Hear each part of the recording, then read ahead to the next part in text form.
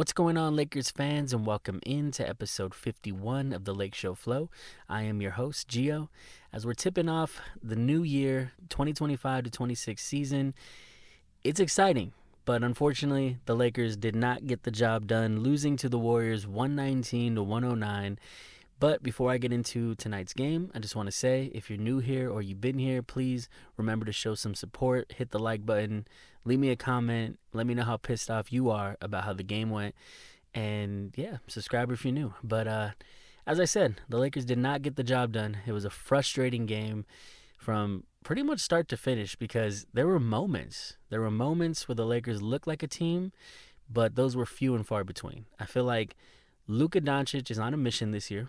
It's very clear he was literally shooting the lights out. And probably not from three. I think he only was like 2 for 10, but some of those threes were kind of like comeback mode, really trying to force the issue, trying to get some momentum while the team's struggling. And it's not really his fault. And it got to the point where you're watching the game and you see him making all these shots, you see him getting all these rebounds. It seemed like he was the only one who could get consistent rebounds, which is kind of sad when you have a new center in DeAndre Ayton who actually got out-rebounded by Luka by 4 rebounds. He had 6 and Luka had 10, right? So when your point guard who's also dropping 43 points on the offensive end is grabbing, actually he had 12 rebounds. So that's on me. He out-rebounded, he had double the rebounds of DeAndre Ayton.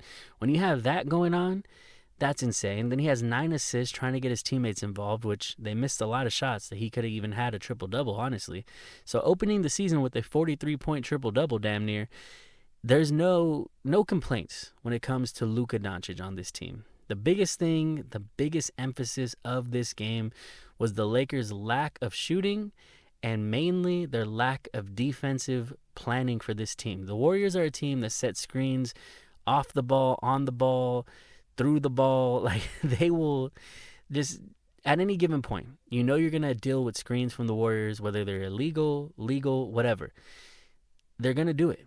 So when they're setting those screens, there's got to be players out there on the floor that can actually fight through. We have a lot of undersized players on this team, and one of them being Gabe Vincent.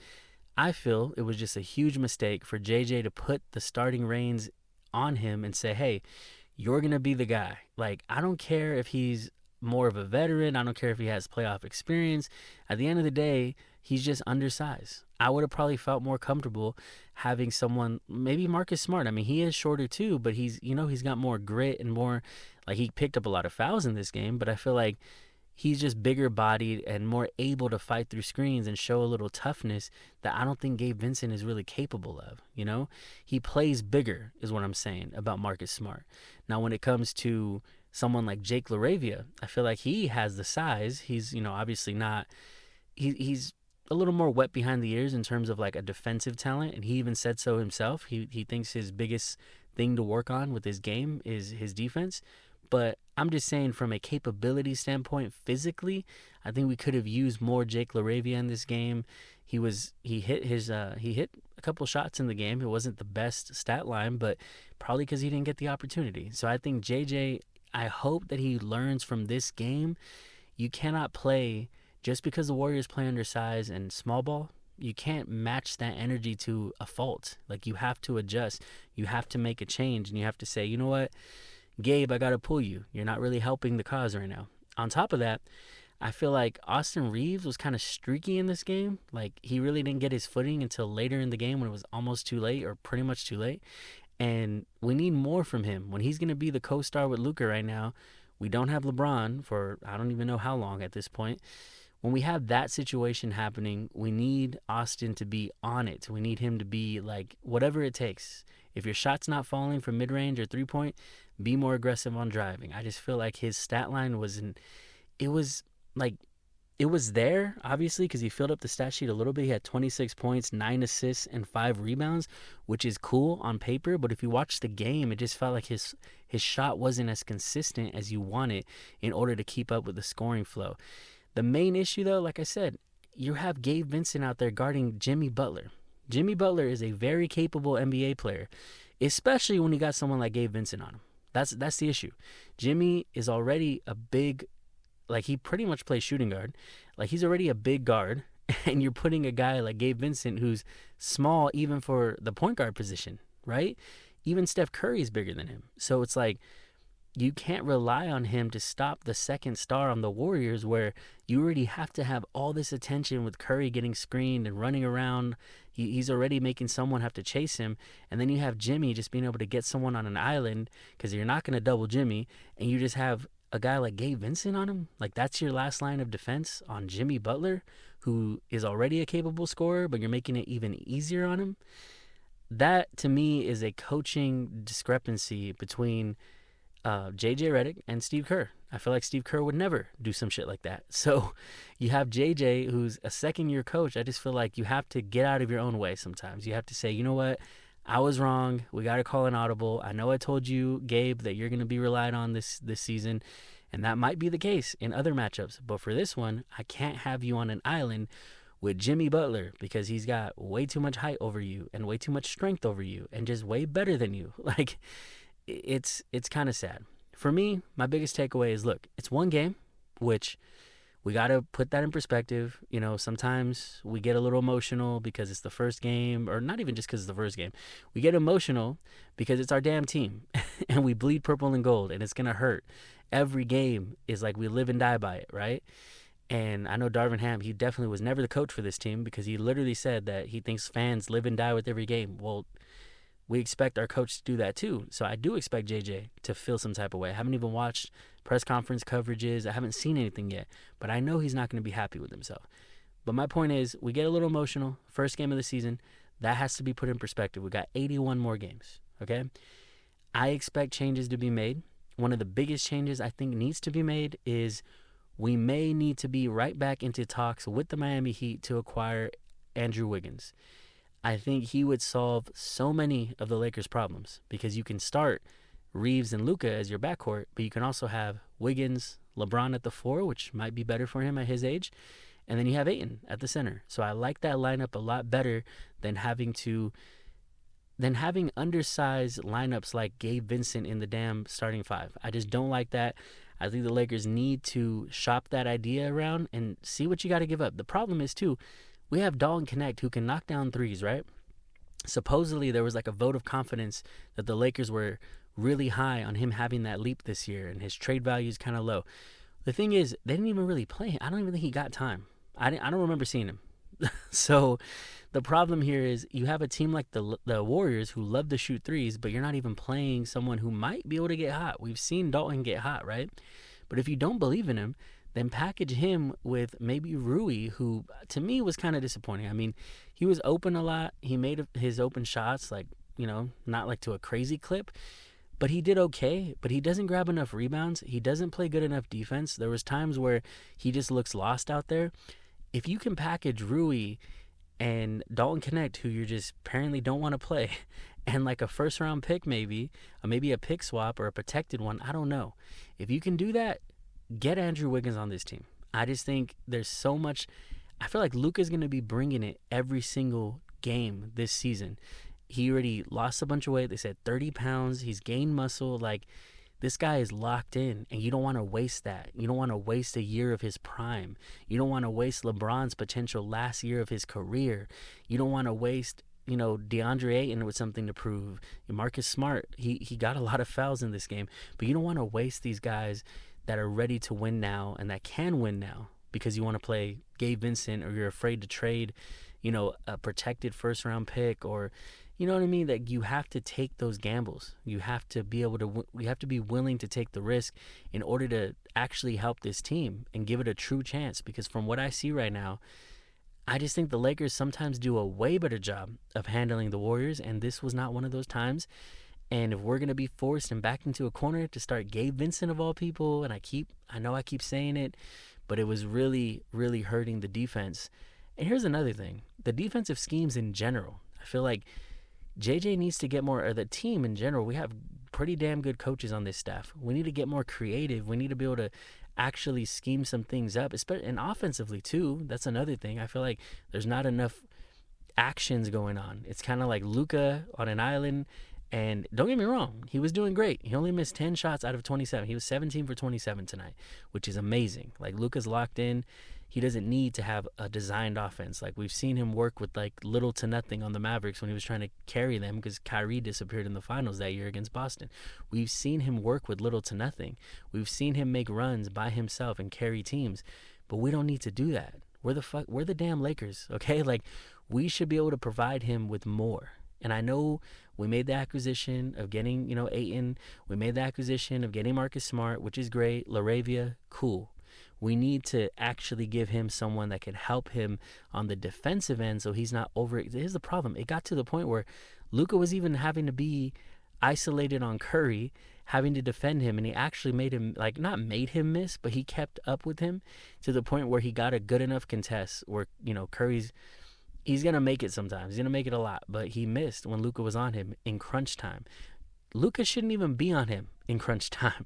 Like, he's already expending himself way too far on offense, getting rebounds, getting assists too. Like, the last thing we want is Luka having to defend Curry in the most important moment of the game. We need someone like Wiggins who we can trust to be on him, right? If you don't trust Reeves, if you damn sure don't trust Gabe Vincent, who's already getting cooked by Butler, if you don't trust LaRavia, if you don't trust Connect to be out there, like, obviously those guys, it's hard to guard Curry to begin with. But having someone like Wiggins who practiced against him, won a championship with him, who's a lot better on the perimeter, not the best defender, but just someone who could help this team with what we already have. I'm not saying Wiggins is going to be an all-star, but I'm saying he's like that Trevor Ariza type of, like, defensive-minded player that can do something, that shows some toughness, that has championship-level experience. So, to me, that's the main eye-opener of this game is, like, yeah, there's, like, people that say they didn't practice enough together. They didn't get enough work together, like, in the preseason. Luka had the Eurobasket stuff going on. Like, that probably could have helped if he was around more for preseason, if they played more preseason action together. But at the end of the day, this is the NBA. These are the best players on the planet. Nobody's going to feel sorry, especially for the Lakers. We have to figure this shit out. JJ's got to figure it out. I would say Luka does, but he's already seems to have shit figured out. It seems like he's ready to go this season, which I'm hella hyped for still. He's not going to be the problem this year, and he wasn't even really the problem last year. I mean, yeah, his defense is what it is. We know that. Now it's better that he already fixed the issues, basically. The stuff that he did do wrong last year, he's done his part to try to get better at that. And he's never going to be an all-world defender, but you can tell he's moving a lot better on defense with the weight loss, right? So, yeah, I mean, that's the major takeaways from this game. Defensive schemes need to be better. There's times where we're ball watching and Luka's just the ISO guy, and like that worked tonight, but you can't expect Luka to have to do that. You got to have things going on. You got to have off-ball screens. You got to try to get people open. If you don't trust Vando, that's the thing too. If you don't trust a guy like Vando to be out there, because I think that could have helped his defense on the perimeter. If you don't, obviously he can't shoot, right? He might be able to knock down a 3 every other game, but but he's not a good enough shooter for JJ to trust him. So if that's the case, and JJ knows that, and the staff knows that, then we got to do something about that. We have to make that move for someone like Wiggins, or if you reach higher, then reach higher. Get someone like, I don't know, I wanted like a guy like Trey Murphy who's younger, but like you probably can't get him. I think he might have signed an extension too. So, or Herb Jones, I think he signed an extension. So you probably can't get those guys. So the point is, a guy like Wiggins from a team like the Heat who's trying to shave off some salary, just make it happen. Luka's locked in. You got to go all in sometimes. If he's all in with the franchise, we got to be all in on him. And, we'll work with it and figure it out later. Like, I don't know. I think the bigger picture here is obviously they're trying to look at the 2026 and all this stuff. Or I think it was 27, whatever year it is, that Giannis and Jokic will be available. But we can't wait forever because we don't even know if we get that. Anything could happen. You might as well try right now to make a move unless you have a verbal or even written. I don't even know. It'd be illegal to have a crazy commitment from Giannis or Jokic right now. So that's the point. It's like you don't have anything guaranteed. So you have to try to do something now when you can make something happen, when you can make a difference. And I know I've been rambling, but that's the whole point of the podcast is like, you watch a game like this that's very winnable. The third quarter was horrendous. They got outscored. I believe they got outscored by 10, and they lost the game by 10. So you do the math. Then they missed free throws. There was so many things that could have went the right way that are self-inflicted wounds. You're already dealing, and there's bad calls from the refs. Like, we can complain about that all we want, but we're the Lakers, At the end of the day, we're fans of the Lakers, and they're not going to get the benefit of the doubt all the time. I was watching the game, and I don't want to do a sport. Actually, I'm not going to tell you who I was watching the game with, y'all. But the point is, the person I was watching the game with made a good point that Steph Curry is like the Patty Mahomes of the NBA. So you do the math, and it's like, who gets the benefit of the doubt when it comes to the refs in the NFL? Patty Mahomes, right? So you're going to have to deal with some shitty calls. You're going to have to deal with the lack of calls on your end. And it's going to be a pain in the ass to play the Warriors all the time. So if you know that, and you know you're not going to be felt sorry for, then you got to do something about it. You got to make some shit happen. So all the excuses in the book, whether it's referees, whether it's self-inflicted wounds, which I think I put more weight on the self-inflicted wounds, because this was a winnable game. You lost the third quarter brutally, and you had some bad defensive calls. Having Gabe Vincent on Jimmy for a majority of the game is just bad. It's just really a bad process there. Like, you do not want that. And that's like, you just have to hammer that point home. It's just the defense needs to have way more logic to it. And who you put on who, and matchups, and all these different concepts need to be addressed. And I hope that the coaching staff, JJ, obviously, mainly, I hope he puts an emphasis on changing up some things and learning and showing that he's okay with being wrong sometimes, and, doing something different. If you don't have LeBron, then yeah, it might be a growing pain. It might be trial and error with who you decide to start there. You might have gave Gabe Vincent the first crack at it, but do something different. Do something that is maybe an overcorrection, and maybe it'll work. Maybe you throw Jake LaRivia in there, and now you have a bigger guy out there that can actually play some better defense on bigger guys like Jimmy Butler. And who knows, maybe it'll be like, oh shit, I found a diamond in the rough. I didn't think this was going to work. I thought Gabe Vincent having this experience was the thing, but actually I just needed the younger guy that's bigger bodied, that can actually at least be more athletic. You just never know, right? And like I said, if Rui continues to show that, even though the front office and everybody loves him, and as a fan you do want Rui to do good, it's exciting because we traded for him when he was still pretty young, and he still is pretty young, but like it don't matter how much you're liked, you have to do something with it, right? So if he's not able to, and like, look what happened, like they've made mistakes with certain players that they like THT. You saw how that ended up. Like, I don't even know if he's in the league right now. Like, you can't keep going off of vibes, like if they really like Rui but he's not performing, package him with Dalton if you're not going to play him, and go get an Andrew Wiggins. Do what you got to do. Help your superstar. It's an encouraging game from Luka the Don, and I really truly expect him to be the front runner for MVP this year. He's going to be playing his heart out. I hope he stays healthy. I hope he keeps up with this new body that he's got. Like, he's really working on himself and trying to be healthier. So let's see this Luka MVP run continue, but get him some damn help. Get him some help. There's no reason why he needs to be dependent on to guard Steph Curry in crunch time. I'm sorry, but that's just not gonna win you. That's not the recipe. Okay, we need some change. Defense, trades, all that. We just need people to step up, man. It just gave me those vibes of like Kobe trying to carry the Lakers back in the day. Like, he can only do so much. And yeah, we don't need Luka dropping 81. Even though it would be beautiful to see, we don't need that. We need a championship contender around him. So we need LeBron back. We need reinforcements for sure. But let's hope JJ makes the changes, and we'll go from there. But that is going to do it for the Lake Show Flow. And like I said, if you're new here or you've been here, please don't forget to subscribe, share it with your friends, leave a comment, let me know what you think, and we'll see you guys next time.